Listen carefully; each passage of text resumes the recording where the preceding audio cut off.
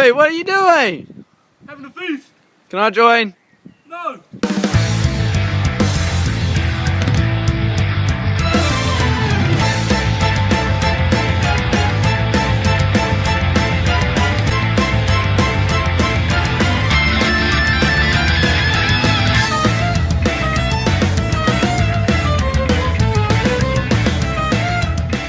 Welcome to BLUESHELLED, the series where something I review gets a rating represented by a little doodad from Mario Kart. Usually the blue shell is the bad one, and also a clever metaphor for me often ripping into something verbally, hoping to be equally as explosive as the avidly hated racetrack item. Just in case I needed to clear that up for anyone who needed to cop the question, why is the series called BLUESHELLED? And more importantly, why is it in capital letters? Well, it's all about dynamics, you see. When you capitalize the word and you read it out in your head, you tend to kind of shout it. If anything, when I opened this review with the intro line, I should have said BLUESHELLED a whole lot more dynamically. There we go, just did it there. I hope your headset wasn't too loud. But hey, this whole video is going to be about loud noises. If you want something abrasive and cutting edge in this video, I'm going to be relying on the subject matter at hand in this episode to provide something at the very least toughening. Ideally, it'd make this episode of BLUESHELLED at the very least more intimidating, and therefore would successfully pander to my weightlifting, bodybuilding, celebrity bodyguarding, powdered Nutrigrain snorting audience who occasionally find themselves intrigued by the idea of watching a feeble, socially awkward, nasally, deep voice Pacifica New Zealand citizen awkwardly fumble over his words trying to present a fictitious studio segment on Pokemon Go. I'm dead. I'm out of breath. Today we're focusing on music, but not on a specific album, no. That's for my second channel, where I post shamefully surface level album reviews with little to no other reason than the fact that I really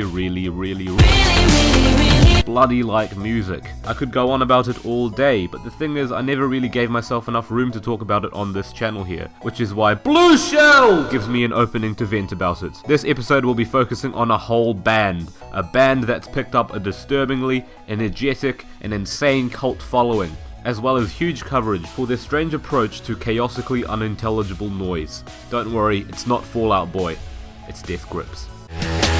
I want it, I need it to make me feel heated, shake it, can't take it, must break it.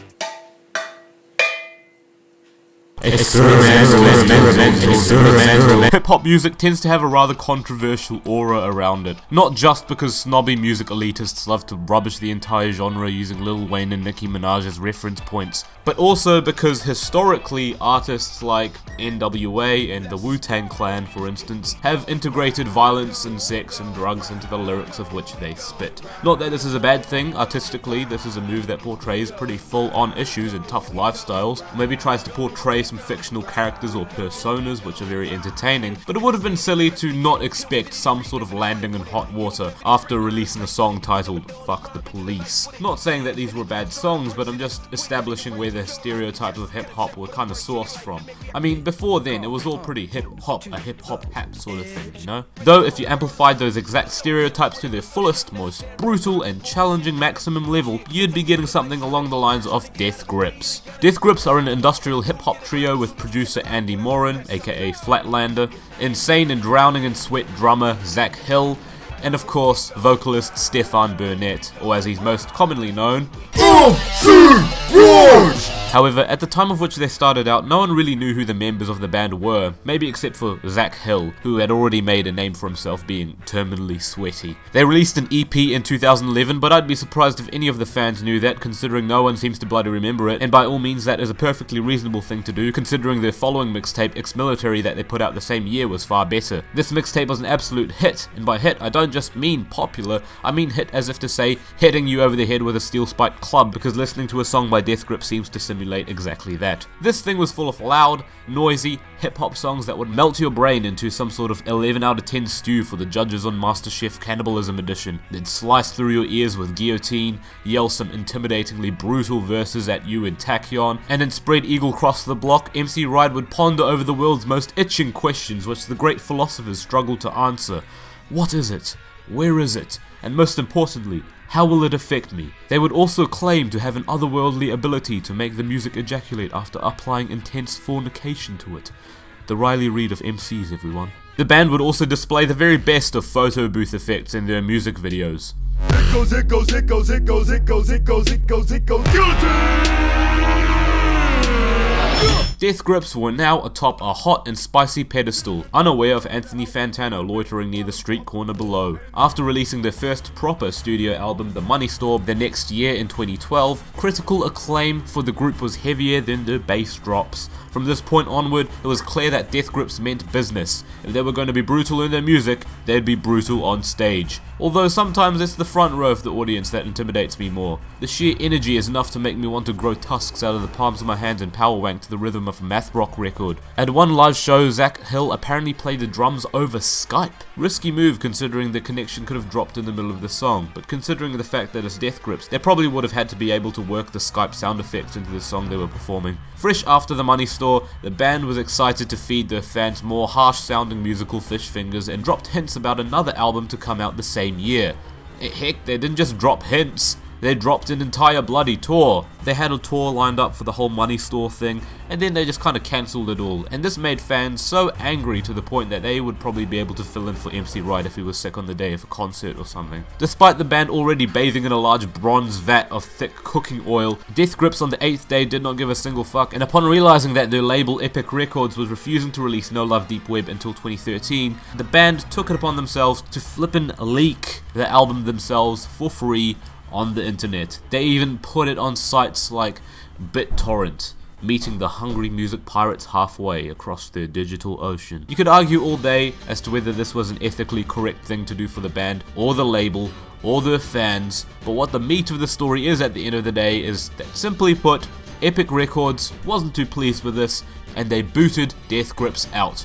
But this didn't seem like a problem for the band as a revelation came around. This revelation fittingly establishing an epic record for Death Grips, as they became the only band brave enough to scrawl the album title on the exposed penis of their drummer and make it the cover artwork. Yes, indeed, Zach Hill went into a bathroom, wrote on his willy with magic marker, took a photo, showed it to the band, and they collectively caused the shock horror of 1,000 mothers across the globe because they were looking through their son's iTunes accounts for that cool new Lily Allen song that just came out, and were met with the 1600 times 1600 pixel image of a circumcised penis slapped across the screen.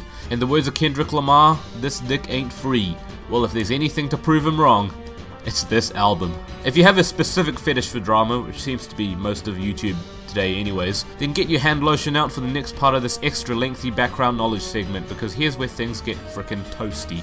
In 2013, Death Grips were scheduled to perform at some sort of after party thing. I say scheduled to perform because I'm implying that they didn't actually get to perform, because they didn't. They scheduled a live performance, they had the equipment set up and all of that, but they never showed up. In fact, they weren't even in the city they were supposed to be performing in, apparently. A confused crowd then turned into a furious one, who took to the stage to rip the set, including the poor drum kit, to shreds. Later on, they'd find out that the band's absence that night was deliberate. For what reason? I don't know. Most of the band's moves tend to be pretty tongue-in-cheek or cryptic, but to kind of schedule a concert, get your fans hyped up, and then not actually show up, to kind of troll your fans even more than Tyler the Creator could. I mean that's pretty insane. Although for later concerts that Death Grips would host, they would actually show up, so. Not long after, they'd announce a breakup of the band, and not long after, they'd still go on to release more albums, so they didn't really break up at all. And that's kind of how they work, really. Yeah.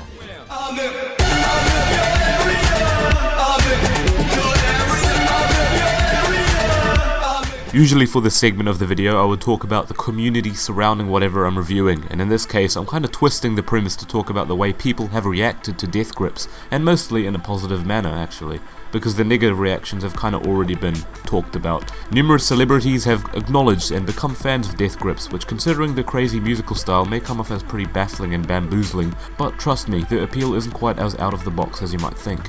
But right now, let's talk about another musician who is famed for her own unorthodox but intriguing style of songwriting and composition, Bjork, with the little umlaut above the O, Bjork.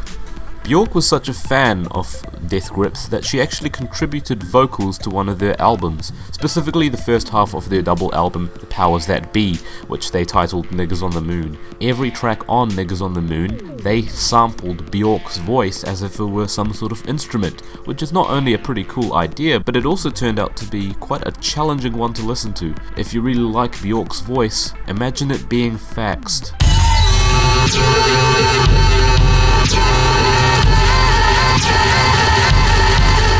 Robert Pattinson took a break from acting, unfortunately short-lived, and played a bit of guitar for Death Grips, which they sampled on the song Birds.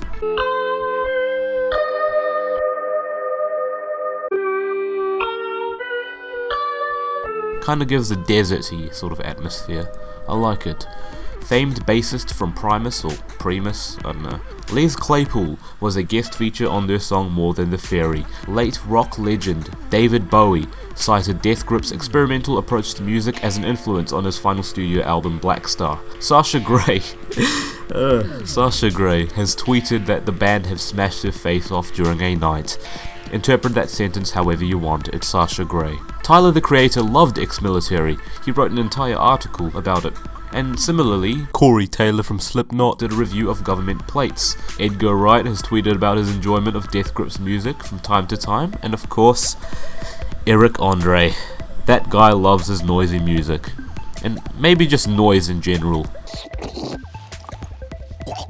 It's extremely evident that Death Grips have appeal, but to someone who might have only been introduced to them now, that appeal may be kind of invisible, because I know it was for me when I first discovered their music, but if that opinion had stayed the same over time, I wouldn't have bothered dedicating an entire episode to them, so I'm here to explain what makes Death Grips music EWI.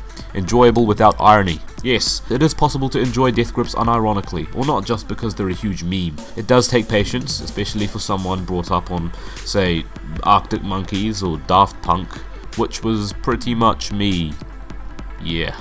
We know trash. We know things don't last, never last. When we blow trash, we upload trash. Face down. A Death Grips song typically features some pretty chaotic, noisy instrumentals laced with a bunch of unusual sounds, like a roaring squeal, or what sounds like some air horns, distorted guitars, or that peculiar booming sound you get when you throw a midget up against a pile of plastic dustbins. There is a fierce, terrifying energy to their music that at first felt like a clutter of random noise, but after repeated listens you actually begin to notice some bits that sounded pretty catchy. For example, you'll hear some sort of key catchphrase that is so unquotable and inappropriate for any normal humane situation to the point where it becomes quotable, and you begin to insert it into every meme you can on the hilarious Facebook page that you run daily. Sometimes this comes in the form of an off-key "I'll fuck you in half" or "fuck that shit, I need that shit." It sounds incredibly unintelligible, and my gosh, if you try to explain that to someone who listens to Immortal Technique or Hobson, it's probably not going to bode too well, unless you do enjoy one from each of those categories, in which I do congratulate your open-mindedness, but then take that back after realizing that you enjoy Immortal Technique and or Hobson.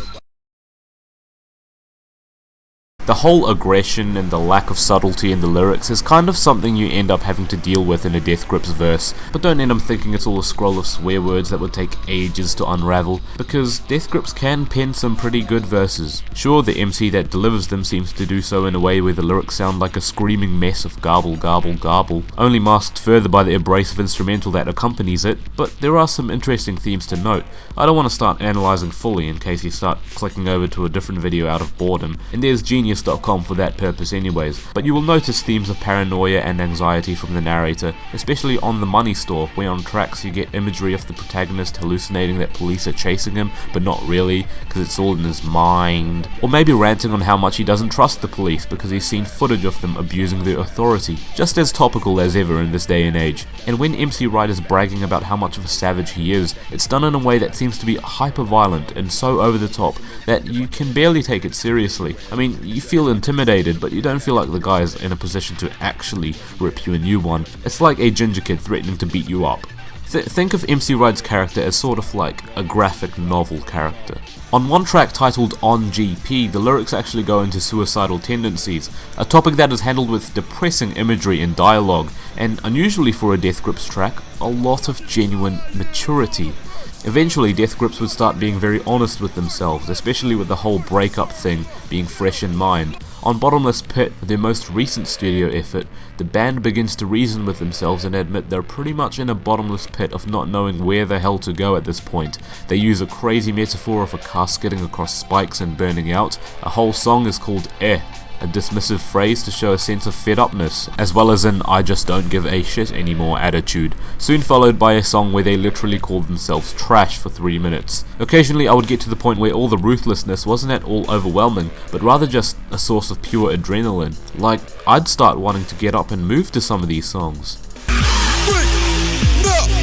We respect, no dance with cease and desist when I chant. It isn't like Merzbow where the rhythm or any sort of melody is kind of hard to decipher and really sounds like some sort of R2-D2 snuff film. Death Grips do actually have a lot of cohesion in their music, even if it isn't that obvious for a first time listener. I know, it's cray cray, isn't it, Becky? Sometimes I have to appreciate the levels trying to be reached by bands that subvert the norm to this extent. Their style is so inaccessible that it takes a very open mind to adjust to and enjoy the genuinely enticing music that Death Grips put out. And if you open your mind to the point where you actually start to enjoy the noise of a man going, then your brain will probably have fallen out. But in all seriousness, don't let my poking fun at them make you start thinking that their place in pop culture is some sort of joke, or that they don't deserve the popularity they have. They really do deserve it. It takes a lot of ambition and bravery to put out the stuff they do, not to mention have the sort of reputation they do in the public eye. I'm not expecting everyone to like Death Grips, that's way too optimistic, but ideally you at least now know who they are and have some sort of idea why they have the notoriety that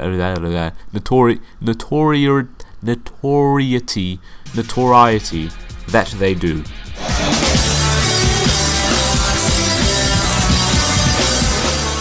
It's time to make it known. What rating will Death Grips get?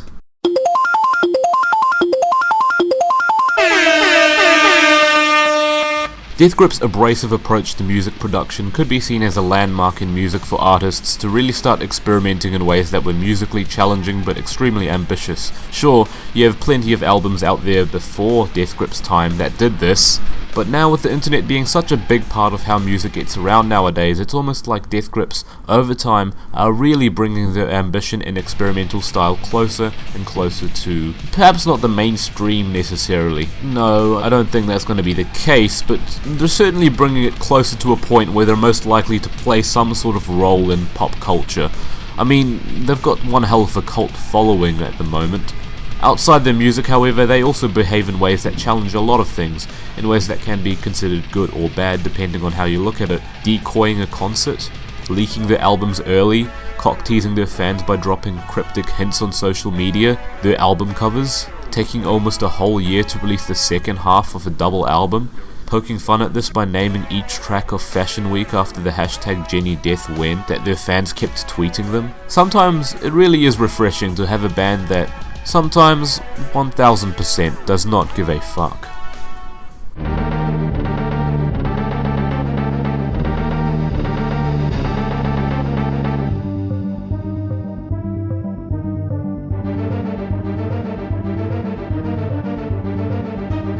Excessive enemy count. It's a wonderfully fresh experience that'll certainly get you in the mood for never going near any stretch of sandy seashore ever again for fear of octopi, crabs, and electric squid. And a car upside down, Mr. Bobley will just roll out in this position, and it looks like his life just like flashed before his eyes while he crashes his vehicle.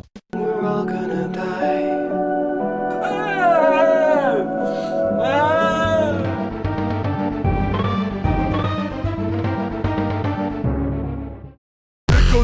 It goes.